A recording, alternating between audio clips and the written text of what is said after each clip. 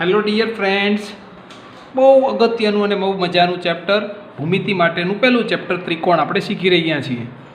પહેલા લેક્ચરમાં ફક્ત એક ચર્ચા આપણે કરી મિત્રો, ત્રિકોણ અને સમરૂપ ત્રિકોણો કોને કહેવાય અને સમરૂપ આકૃતિઓ કોને કહેવાય તેની વાત કરી. તો થોડું રિકેપ કરી લઈએ, રિકોલિંગ, જેથી કરીને આપણને નવા લેક્ચર સાથે લિંક મળે. ત્રિકોણ કોને કહેવાય? બહુ સાદી વાત, 3 ખૂણા, 3 બાજુ, 3 શિરોબિંદુવાળી જે બંધ આકૃતિ હોય એવા ભૂમિતિનો આકાર એને આપણે ત્રિકોણ કહેશું, જેમાં ત્રણેય ખૂણાનો સરવાળો 180 થાય. આ પણ ખૂબ સારી રીતે આપણે જાણીએ છીએ. હવે સમરૂપ ત્રિકોણ, પણ પહેલાં સમરૂપ આકૃતિઓ કોને કહેવાય એની આપણે વાત કરી કે જે બે ત્રિકોણના આકાર, આકૃતિઓના આકાર સરખા હોય એને આપણે સમરૂપ આકૃતિઓ કહીએ.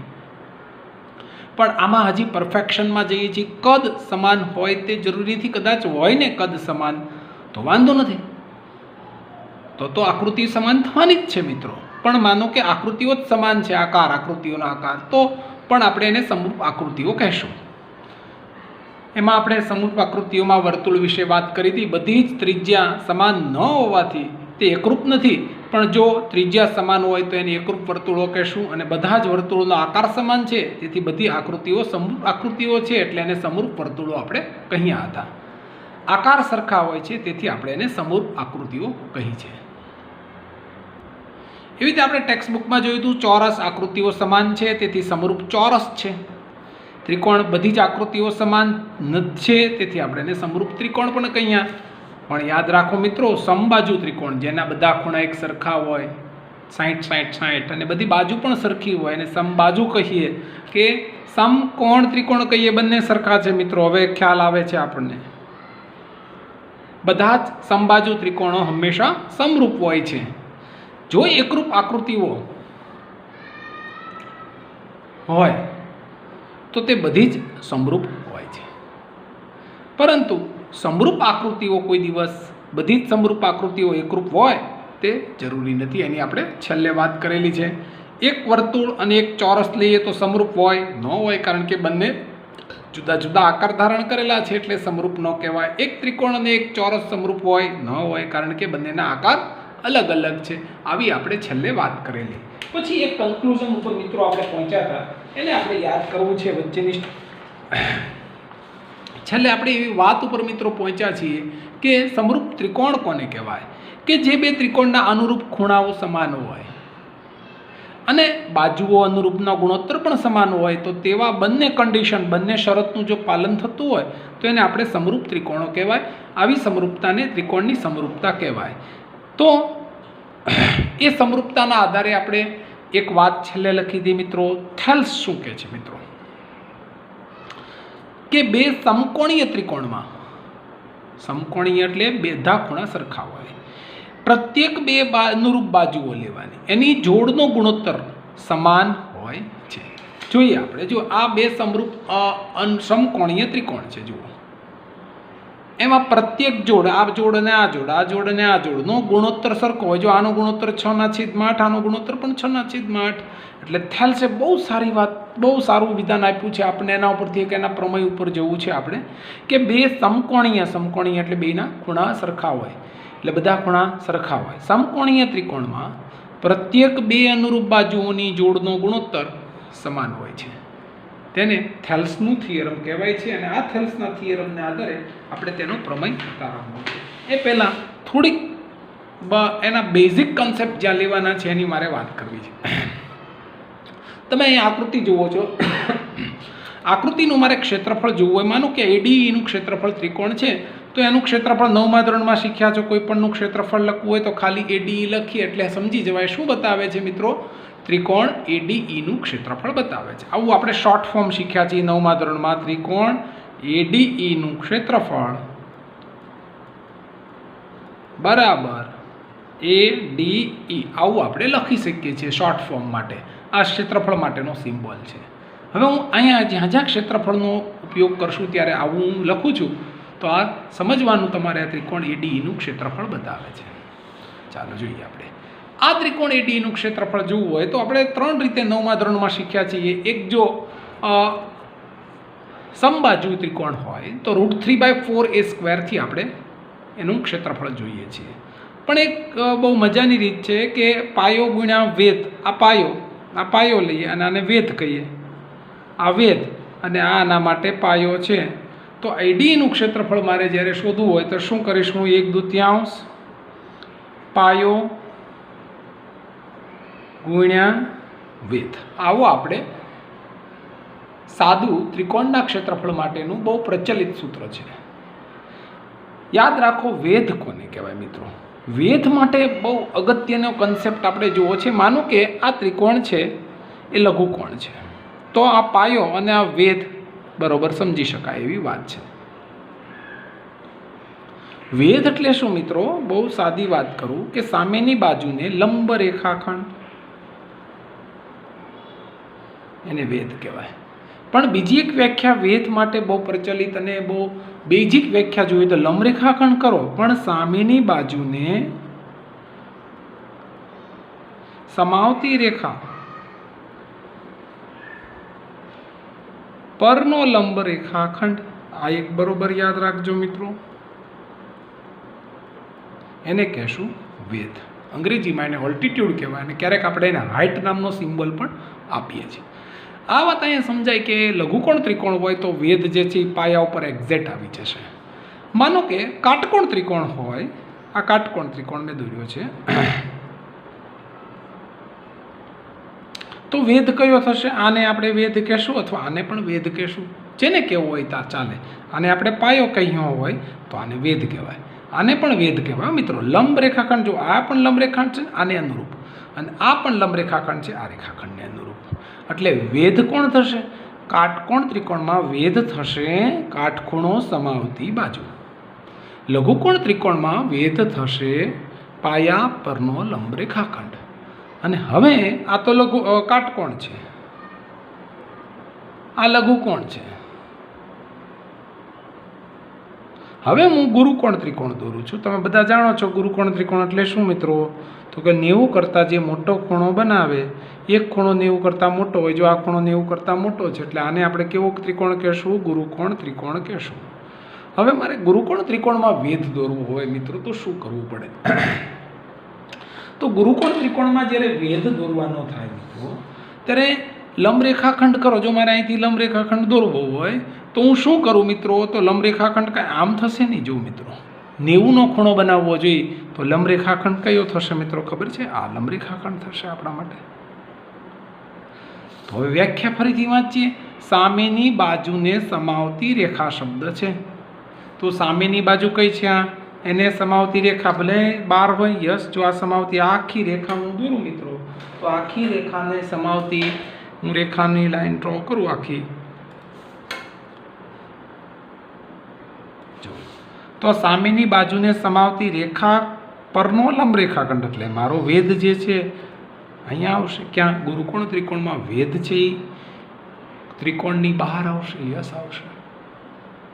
લઘુકોણ ત્રિકોણમાં વેધ છે એ ત્રિકોણની અંદર આવશે, અને કાટકોણ ત્રિકોણમાં વેધ ત્રિકોણની ઉપર આવશે. એટલે વેધ છે એ અહીંયા ત્રિકોણની ઉપર આવશે, અહીંયા વેધ જે છે ત્રિકોણની અંદર આવશે, અને અહીંયા વેધ જે છે ત્રિકોણની ક્યાં આવશે? બહાર આવશે. આ કન્સેપ્ટ યાદ રાખો મિત્રો. જો ફરીથી વાત એને જ છે મિત્રો, કોઈ ચેન્જીસ નથી. આ એડી વેધ દોર્યો છે તો એડી ગુણ્યા બીસી એટલે પાયો ગુણ્યા વેધ અને 1/2 કરીશ એટલે મને એબીસી મળવાનું છે. ભલે 12 હોય તોય મને એબીસીનું ક્ષેત્રફળ મળવાનું છે. અહીંયા વાત એને જ છે મિત્રો, એ બી અને સી, પણ અહીંયા વેધ અને રેખાખંડ બે સરખા છે એટલે સૂત્રો એને એ જ બનશે મિત્રો. અહીંયા વાત એને એ જ કરવા માગું છું, એ બી સી એડી વેધ છે તો સૂત્રો એને જ બનવાનું છે. ત્રણેય ત્રિકોણ માટે ક્ષેત્રફળ શોધવા માટેનું સૂત્ર બદલાશે નહીં, ભલે વેધ અહીંયા બહાર છે. Understood dear friends? પાક્કું? લઘુકોણમાં વેધ, કાટકોણમાં વેધ ઉપર હશે ને ગુરુકોણમાં વેધ બહારની બાજુ હશે. ક્ષેત્રફળ શોધવા માટે આપણે વેધનો જ ઉપયોગ કરશું, પાયાનો ઉપયોગ કરશું. ઓકે, ચાલો હવે હું અહીંયા જરાક ધ્યાન રાખીને વાત કરવા માગું છું. અહીંયા વેધ શું થશે? ચાલો બી ડી ઈ માટે વેધ કરવો હોય, જો આ ગુરુકોણ ત્રિકોણ છે મિત્રો, અહીં ધ્યાનથી જુઓ, આ ગુરુકોણ ત્રિકોણ છે. ગુરુકોણ ત્રિકોણ હોવાથી મારે વેધ અહીંયા બહાર દોરવું પડશે મિત્રો. જુઓ ઓકે ડિયર ફ્રેન્ડ્સ, ચાલો આ ગુરુકોણ ત્રિકોણ છે મિત્રો. તો મારે અહીંયાથી વેધ બહારના ભાગે દોરવો પડશે. આ ગુરુકોણ ત્રિકોણ છે એટલે વેધ મારા માટે અહીંયા આવશે, આમ આવશે, સોરી આ બાજુના ભાગે આવશે. તો આવી રીતે આપણે વેધ જુદી જુદી રીતે દોરી શકીએ. આ ગુરુકોણ ત્રિકોણ છે તો વેધ ક્યાંથી દોરવાનો છે? જો ગુરુકોણ ત્રિકોણ હોય તો વેધ બહાર આવશે, લઘુકોણ હશે તો અંદર આવશે.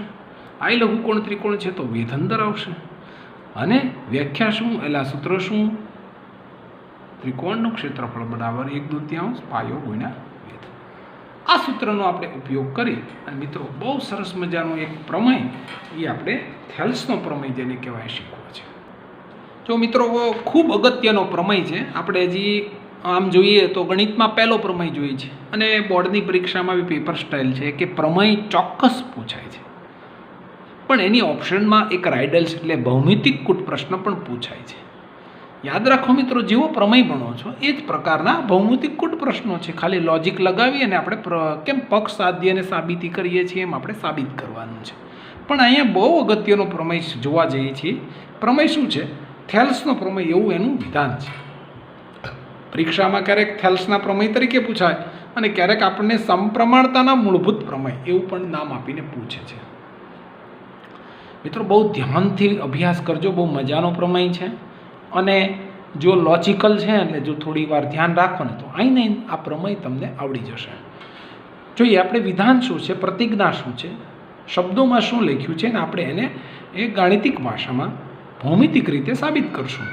ત્રિકોણની કોઈ એક બાજુને સમાંતર દોરેલી રેખા, માનો કે આ ત્રિકોણ છે, એક એક લીટી સમજતા જઈએ. આ ત્રિકોણ છે, તેની એક બાજુ BC છે, એને એક સમાંતર રેખા મેં DE દોરી છે. શું કીધું છે? ત્રિકોણની કોઈ એક બાજુને સમાંતર રેખા દોરતા, સમાંતર રેખા દોરી. બીજી વાત, બાકીની બે બાજુઓને ભિન્ન બિંદુમાં છેદે. બાકીની બે બાજુઓ છે, બાકીની બે બાજુ એક અને બે બાજુ એને ભિન્ન બિંદુમાં છેદે છે. ત્રિકોણની કોઈ એક બાજુને સમાંતર રેખા દોરતા બાકીની બે બાજુને ભિન્ન બિંદુમાં છેદે છે, યસ છેદે છે. તો તે બાજુઓ પર કપાત થતા રેખાખંડો તે બાજુઓનું સપ્રમાણતામાં વિભાજન કરે છે. એટલે તે બાજુઓને કપાત થતા રેખાખંડો, એટલે આ બાજુને કપાત થતો રેખાખંડ AE અને બીજો કપાત થતો રેખાખંડ EC. આ બાજુને કપાત થતો રેખાખંડ AD અને આ બાજુને કપાત થતો રેખાખંડ બીજો છે DB. તો તે સમપ્રમાણતામાં વિભાજન કરે છે. એટલે આપણે સાબિતી શું કરવી છે, શું સાબિત કરવાનું છે મિત્રો? તો આપણે સાબિત કરવા જવાનું છે કે આ AD અને DB, આ AD અને DB જમણી બાજુના, ડાબી બાજુના જે બે કપાત થતા રેખાખંડો એ કોને સમપ્રમાણમાં છે? જમણી બાજુને કપાત થતા રેખાખંડો એટલે AE અને EC ને સમપ્રમાણતામાં છે. આવું આપણે સાબિત કરવું છે મિત્રો. ફરીથી વિધાન બોલું છું, આની સાથે આપણે સરખામણી કરતા જઈએ, વિધાનની જોતા જઈએ. વિધાન શું કહે છે મિત્રો? જો વિધાન કહે છે કે ત્રિકોણની કોઈ એક બાજુને સમાંતર રેખા દોરતા બાકીની બે બાજુઓ જે છે એને ભિન્ન બિંદુમાં છેદે છે. તો તે બાજુઓ પર કપાત થતો રેખાખંડ એ બાજુઓના સમપ્રમાણમાં વિભાજન કરે છે. એટલે આ બે બાજુનો કપાત થતો રેખાખંડ અને આ બાજુને કપાત થતા રેખાખંડનું સમપ્રમાણતામાં વિભાજન થાય છે. એટલે આ બાજુનું ભાગાકાર અને આ બાજુનો ભાગાકાર એટલે ગુણોત્તર સરખો થાય છે. આવું આપણે સાબિત કરવાનું છે. ચાલો જોઈએ, બહુ મજાનો અને સાવ સહેલો પ્રમેય છે મિત્રો. ધ્યાનથી જોશો એટલે પ્રમેય આરામથી આવડી જશે. ચાલો, બહુ વિધાનોમાં નથી પડતો મિત્રો. તો ADE નું ક્ષેત્રફળ મારે શીખવું હોય તો આ ADE નું ક્ષેત્રફળ, તો ADE નું ક્ષેત્રફળ કેટલું થશે? જો હું અહીંયા E જે છે એમાંથી એક લંબ દોરું છું જેનું નામ છે EN અને D માંથી એક લંબ દોરું છું સામેના રેખાખંડને, જેને નામ આપું છું DN. તો ADE નું ક્ષેત્રફળ શું થશે મિત્રો? ADE નું ક્ષેત્રફળ થશે પાયો ગુણ્યા વેધ, અથવા તમને એમ થશે કે સાહેબ પાયો ગુણ્યા વેધ. આ વેધ અને પાયો આમ લઈ તો ન ચાલે મિત્રો. ત્રણ બાજુઓ છે, 1, 2 અને 3. પાયો ગુણ્યા અનુરૂપ વેધ આવી એની વ્યાખ્યા છે. જે પાયો તમે લેશો મિત્રો એની અનુરૂપ વેધ જ તમારે પસંદ કરવો પડશે. ધારો કે હું એડી નામનો પાયો લઉં તો EN નામનો વેધ મારે પસંદ કરવો પડે તો જ મને ADEનું ક્ષેત્રફળ મળે. માનો કે હું AE નામનો પાયો લઉં તો DM નામનો વેધ મારે પસંદ કરવો પડે. ટૂંકમાં આના વ્યાખ્યા બહુ સરસ મજાની અને સૂત્રો યાદ રાખો. 1/2 ગુણ્યા પાયો ગુણ્યા શબ્દ શું છે બરોબર સમજો. અનુરૂપ વેધ શબ્દ હું એટલા માટે લખું છું, ખાલી વેધ નથી લખતો મિત્રો. અનુરૂપ વેધ મેં એટલા માટે લખ્યો છે કારણ કે જે પાયો તમે પસંદ કરો છો આ પાયો તો આ જ વેધ લેવાનો. જો હું પાયો AD લઉં અને DM વેધ લઉં એમ ના ચાલે. જે પાયો પસંદ કરો એ જ તમારે વેધ પસંદ કરવાનો છે. તો ADE બરાબર શું થશે? 1/2 પાયો શું થશે? માનો કે AD લઉં છું પાયો અને વેધ જે છે એ EN થશે. બહુ સીધી વાત છે.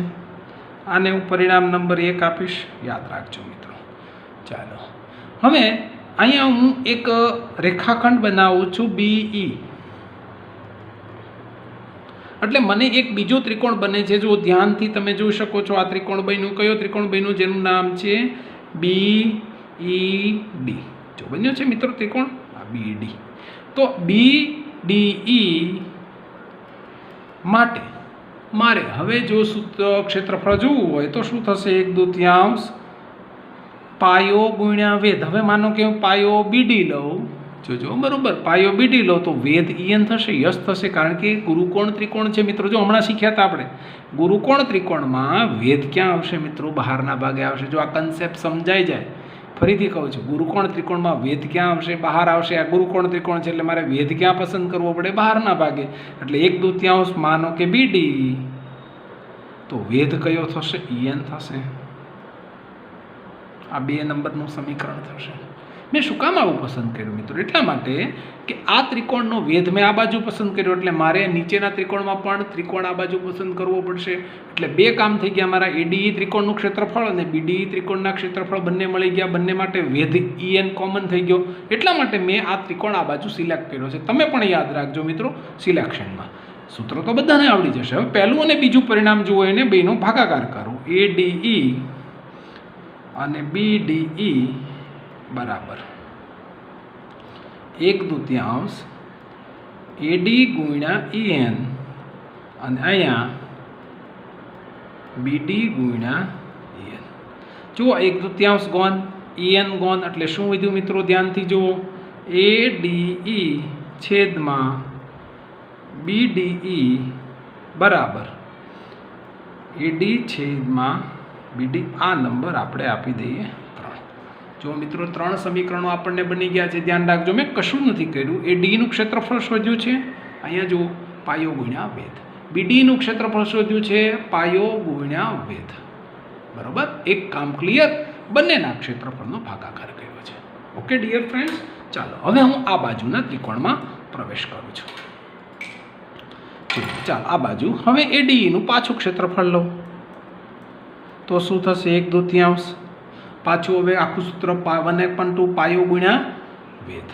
પાયો ગુણ્યા અનુરૂપ વેધ. ચાલો 1/2 પાયો. હવે હું અહીંયા ADEમાં પાયો AE લઉં છું મિત્રો. જોજો કયો લઉં છું? પાયો AE લઉં છું. તો પાયો AE ગુણ્યા વેધ કયો લઉં છું મિત્રો? જો અહીંયા DM, કારણ કે પાયો જે લ્યો એને જ અનુરૂપ વેધ. કેમ સર તમે પાયો AE લીધો? એ હમણાં જ પકડાઈ જશે મિત્રો. શું કામ લીધો? જો મેં અહીંયા પાયો EN એટલા માટે લીધો, મારે આ બાજુના ત્રિકોણ સાથે કનેક્શન છે. હવે મેં પાયો DN લીધો છે એટલે હું અહીંયા બીજું ત્રિકોણ બનાવીને એની સાથે કામ કરીશ મિત્રો. ચાલો વાંધો નહીં. આ પાયો AE, વેધ કયો મેં દોર્યો છે? DM. જો અહીંયા EN નો વેધ લેવાય મિત્રો. કેમ? પાયો મેં AE લીધો છે એટલે એને અનુરૂપ વેધ જ મારે પસંદ કરવો પડશે મિત્રો. બરોબર, ચાલો આગળ વાત કરીએ. હવે આ નંબર મને મળી ગયું ADE, આને આપણે નંબર આપી દઈએ 4. હાલો હવે હું બીજો એક ત્રિકોણ અહીંયા બનાવું છું મિત્રો. ધ્યાનથી જુઓ, બીજો એક ત્રિકોણ બને છે જેનું નામ છે CDE. જો ધ્યાનથી જુઓ મિત્રો, આ CDE નામનો ત્રિકોણ જો પકડાઈ જાય તો એ પણ ગુરુકોણ છે મિત્રો. જુઓ આ ગુરુકોણ છે એટલે એના ઉપરનો વેધ પાછો આ થશે. એટલે હવે મારા માટે થોડું ઘણું મિત્રો પકડાઈ ગઈ છે, સ્ટ્રાઇક થઈ હોવી જોઈએ મિત્રો. શા માટે હું આ કામ કરું છું?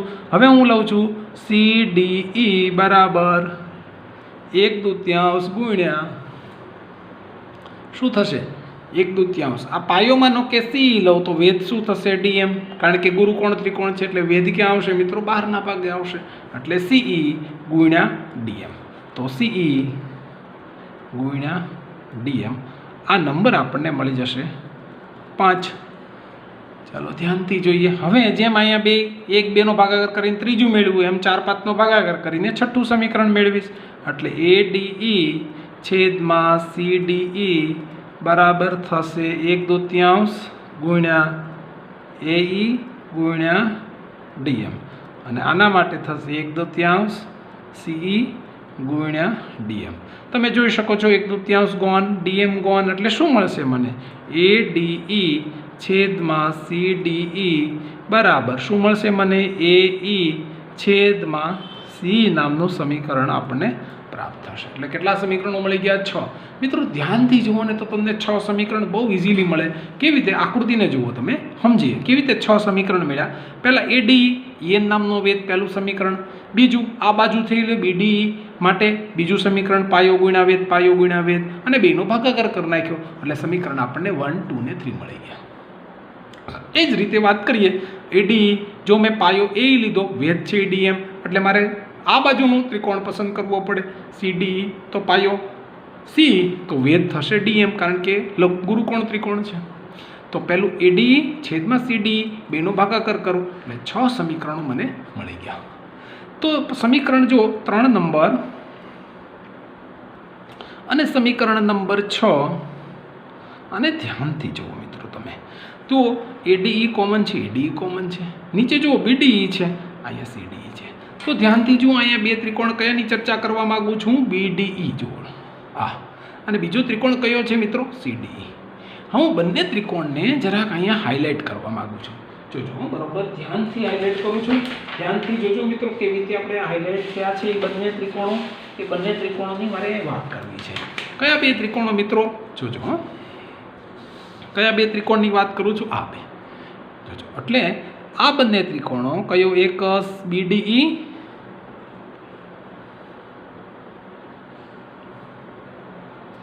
આ BD અને E ત્રિકોણ, અને બીજો એક ત્રિકોણ છે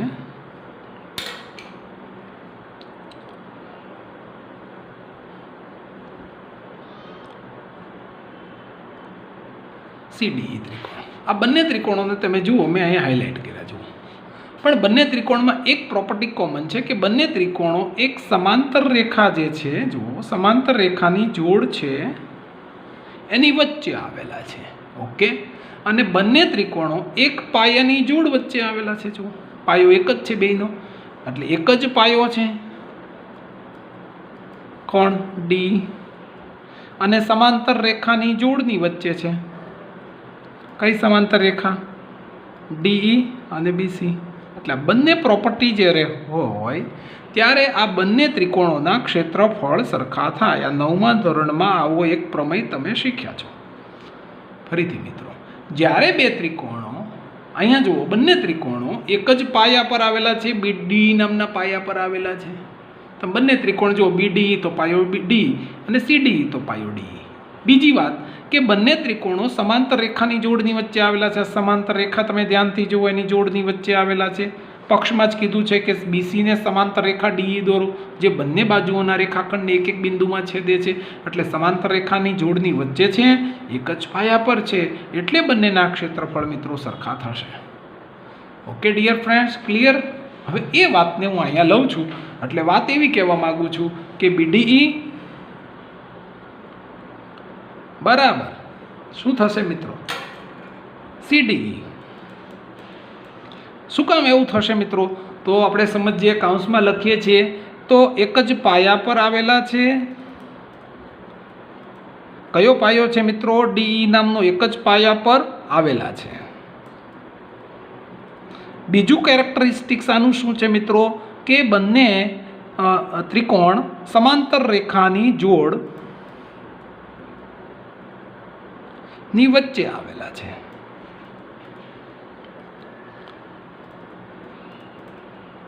એટલા માટે આ બંને ત્રિકોણના ક્ષેત્રફળો સરખા થશે.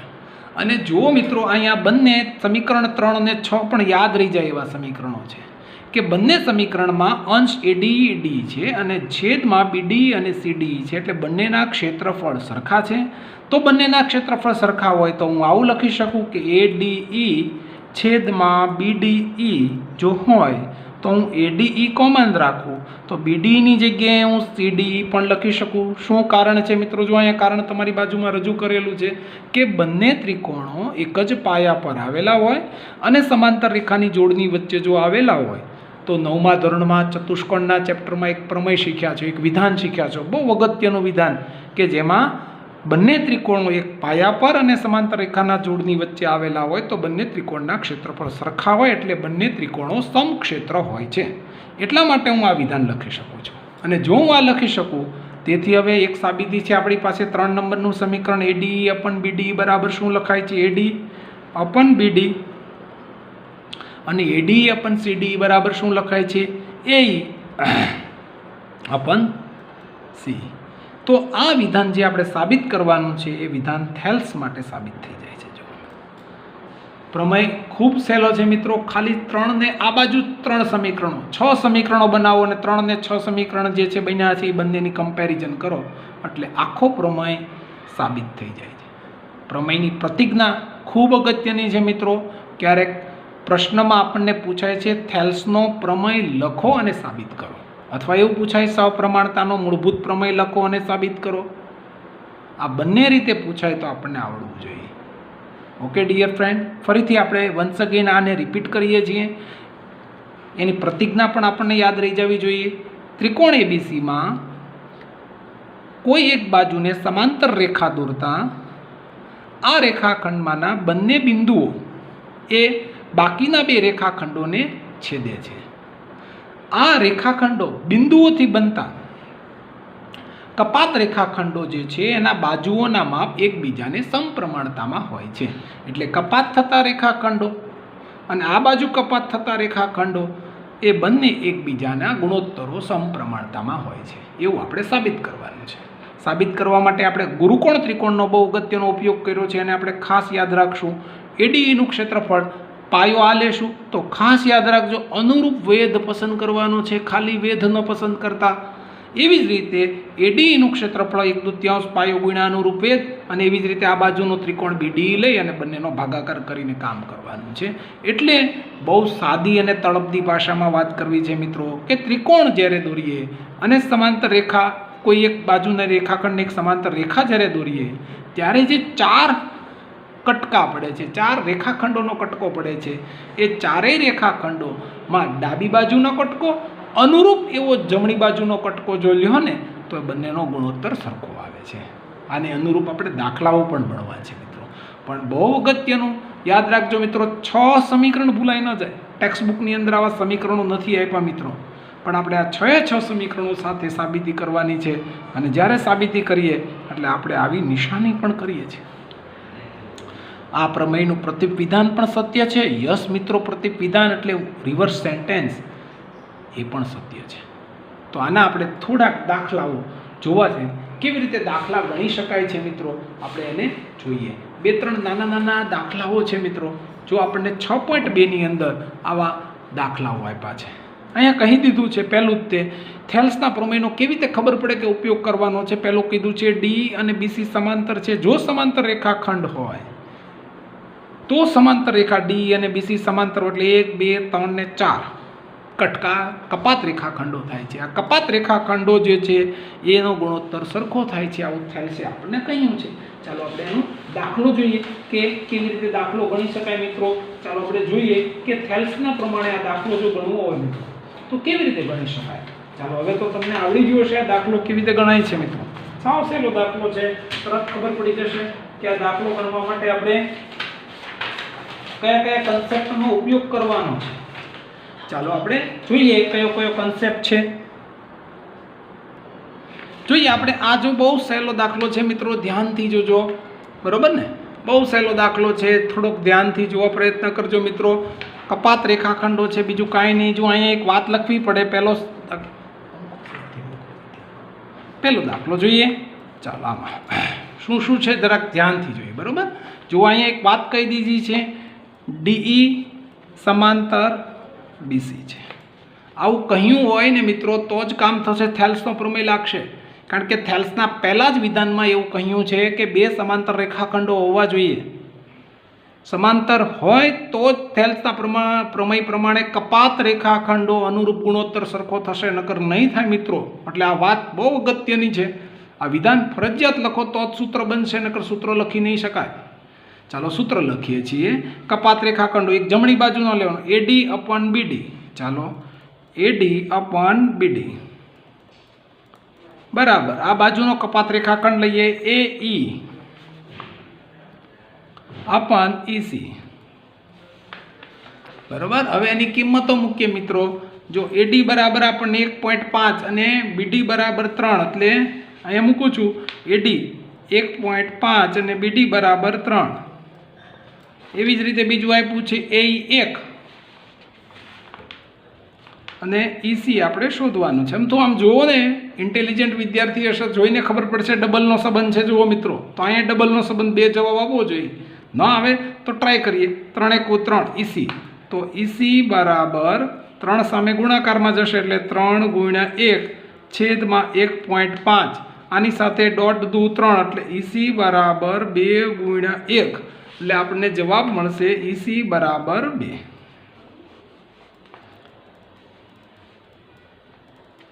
બહુ સહેલા દાખલા છે, પણ યાદ રાખજો મિત્રો, સમાંતર રેખાખંડ દોર્યા પછી તમારે આ કટકા એટલે કપાત રેખાખંડોનો ગુણોત્તર દર્શાવવાનો છે થેલ્સના પ્રમેય મુજબ. ઓકે, બ્રેકેટમાં લખો તો બહુ સારું. થેલ્સના પ્રમેય મુજબ. ચાલો બીજો પ્રશ્ન જોઈએ.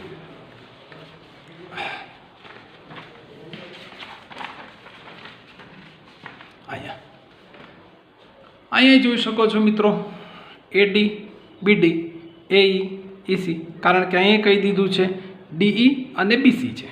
ચાલો પહેલા પ્રશ્નમાં જોઈએ શું શું આપ્યું છે. પહેલાં તો આપણને કહી દીધું છે, શું કહી દીધું છે, ડીઈ સમાંતર બીસી. આ કહી દીધું છે. જુઓ મિત્રો, જોજો બરોબર. હવે શું થશે થેલ્સના પ્રમેય મુજબ?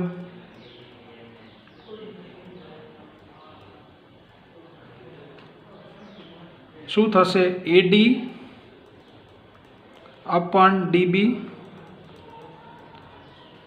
બરાબર એઈ અપોન, જો મિત્રો ગોખતા નહીં, બરોબર યાદ રાખજો, અનુરૂપ શબ્દ છે. અનુરૂપ એડી લીધું તો પહેલાં તમારે આ બાજુ એઈ લેવું પડશે, ડીબી લીધું તો આ બાજુ ઈસી લેવું પડશે. બીજી એક વાત થઈ ગયું છે. હવે અહીંયા બીજું સૂત્ર, આ ક્રોસ મલ્ટીપ્લાય થઈને સૂત્ર બની શકે. જો તમારે બનાવો એડી અપોન એઈ તો એ સાચું છે, ડીબી અપોન ઈસી સાચું છે, પણ અનુરૂપ શબ્દ બહુ અગત્યનો છે. આ મિત્રો ખાસ ધ્યાન રાખજો. ચાલો મૂકીએ. એડી આપણને આપ્યું છે, કાંઈ નથી આપ્યું. એડી આમ નામ. ડીઈ આપ્યું છે યસ 7.2, એઈ આપ્યું છે 18 અને ઈસી આપ્યું છે 54. તો આમ નામ જુઓ ને મિત્રો, સારા વિદ્યાર્થી, હોશિયાર વિદ્યાર્થીઓ તો તરત અંદાજ લગાડે 18 × 3 = 54. તો આ બંનેને 3નો સંબંધ છે, તો અહીંયા 24 હોવા જોઈએ. 24 × 3 = 72. પોઈન્ટવાળાને ઘડીક વાર એક બાજુ મૂકો, ઝડપથી આવડી જશે, કાંઈ વાંધો નહીં. આપણે જોઈએ એડી બરાબર સાદુરૂપ આવડે છે 1.8 × 7.2 છેદમાં 54. હું 54 એટલે લઉં છું મિત્રો કે છેદ જે છે ને, અંશ છેદ વગેરે પોઈન્ટવાળા હોય ને, તો પોઈન્ટને ઘડીક વાર દૂર કરીએ તો ભૂલો પડવાની સંભાવના ઘટી જશે. ચાલો એડી 18 × 3 = 54 અને 24 × 3 = 72, એટલે અહીંયા જવાબ આવી જશે 24. આ 24 સેન્ટીમીટર થશે. તો આવી રીતે આપણે ઘણા બધા દાખલાઓ મિત્રો આ સમપ્રમાણતાના મૂળભૂત પ્રમેયને આધારે ગણી શકીએ. અહીંયા આપણને એડી પૂછ્યું છે એટલા માટે એડી જવાબ આવ્યો. હવે એવી જ રીતે તમને આખો રેખાખંડ પૂછવો હોય તો સરવાળો કરી દેવાનો. ઓકે ડિયર ફ્રેન્ડ્સ, સમજાણું? પણ માનો કે તમને એવું પૂછે દાખલામાં, હજી સૂત્ર આવું પણ બને હો મિત્રો, ધ્યાન રાખજો. એડી અપોન બીડી, સાંભળજો, અનુરૂપ મારે હજી આવું સૂત્ર બને. એડી અપોન એબી આખું લઈ શકો, યસ, અને એઈ અપોન, હવે તમે કહો છો શું લઈ શકાય? અહીંયા અનુરૂપ શબ્દ છે. જો એડી અપોન એબી આખું લીધું હોય તો એઈ અપોન એસી તમારે લેવું પડે. આવું સૂત્ર પણ તમે બનાવી શકો છો મિત્રો. આનું રિવર્સ સૂત્ર પણ બનાવી શકો છો. AB અપોન AD, આનું વ્યસ્ત પ્રમાણ લેતા AE અપોન AC. ટૂંકમાં જમણી બાજુ જે પ્રકારનો ગુણોત્તર લીધો છે એ જ પ્રકારનો ડાબી બાજુનો ગુણોત્તર લઈ અને સરખામણી કરવાની છે. આ ભૂલ ન કરતા મિત્રો. બંને બાજુ અનુરૂપ ગુણોત્તર જ આવવા જોઈએ. ધારો કે AB AC, જો AB આખો તો AC આખો. અંશ અંશ છેદ છેદ, અનુરૂપ શબ્દ બહુ અગત્યનો છે મિત્રો. એ સમપ્રમાણતાનો ગુણોત્તર એ અનુરૂપ કપાત રેખાખંડો સાથે તમારે લેવાનો છે. આવું થેલ્સનું વિધાન છે. પણ ક્યારે લઈ શકો મિત્રો? જ્યારે તમને સમાંતર રેખાખંડોની વાત કહી હોય તો જ આ વાત કરી શકાય. જો આ વાતને આ કન્ડિશન ન આપી હોત ને તો થેલ્સ માટેના બંને સૂત્રો આપણે કપાત રેખાખંડોનો સપ્રમાણતાનો ગુણોત્તર આપણે લઈ શકીએ નહીં મિત્રો. ઓકે, તો થેલ્સનો ખૂબ અગત્યનો પ્રમેય, પણ મિત્રો મારે એ પ્રમેય તમારી પાસે જુદા જુદા નામ સાથે શીખવવો છે. ABC લીધું છે, CET કેટ લ્યો, DOG ડોગ લ્યો, XYZ લ્યો, MNO લ્યો, PQR લ્યો. આવી રીતે જુદા જુદા 4 થી 5 નામ આધારિત મારે પ્રમેય તમારી પાસેથી જોઈએ છે. થેલ્સનું વિધાન પણ જાતે લખવાનું છે, એના અનુરૂપ દાખલાઓ પણ તમારે જાતે શીખવાના છે. ઓકે ડિયર ફ્રેન્ડ્સ, તો નવા લેક્ચરમાં આપણે મળીશું. પણ ખૂબ અગત્યનો પ્રમેય જુદા જુદા નામ સાથે મારે 7 વખત લખવો છે. PQR, XYZ, MNO, CET cat, DOG dog, બરાબર, ABC લીધું છે તમે, અને એની સાથે એને જેવું તમારે SOP આવું લઈને પણ તમે કરી શકો છો. ઓકે, તો નવા લેક્ચરમાં આપણે પાછા મળીએ છીએ. ત્યારે મિત્રો યાદ રાખજો, 7 વખત એ પ્રમેય જુદા જુદા નામ સાથે તમારે તૈયાર કરવાનો છે. પ્રતિજ્ઞા પણ જાતે લખવાની છે. ખૂબ મોટી આકૃતિ અને 6 સમીકરણ મારે જોઈએ છે મિત્રો. મેં જેમ સાબિત કર્યું છે એવી જ રીતે એ જ પ્રેઝન્ટેશન સાથે તમારી પાસે સાબિતી જોઈએ છે. તો નવા લેક્ચરમાં આપણે પાછા મળીશું. થેલ્સના ઘણા બધા દાખલાઓ જોશું. Thank you very much dear friends. Have a nice day.